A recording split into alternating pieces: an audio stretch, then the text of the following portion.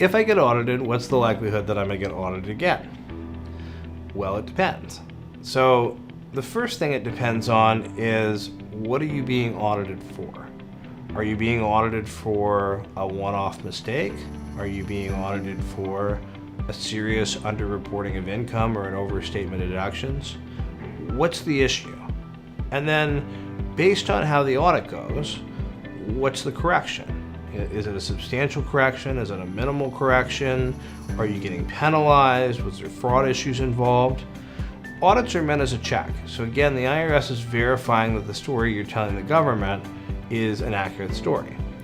If there's reason for the government to believe that that story may continue in the future, then you'll probably pop back up on the IRS's radar again. If you have a history of non-compliance, if you're underreporting cash or something like that, the IRS will probably take a look at the return.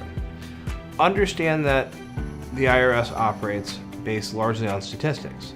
So when they look at returns and when they look at taxpayers on whether they're going to get audited again, they'll compare the return that was audited, the adjustment that was made, and then they'll compare a later year return and any similar issues on that return to the first return to decide whether or not they want to get audited.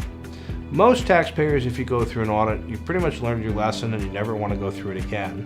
So whatever the errors are that happened the first time around, the hope is that they'll get corrected. But the IRS does audit multiple years. They can audit in the future, and yes, once you're on the audit list, they will pick up years if they feel that there is the potential for a future adjustment.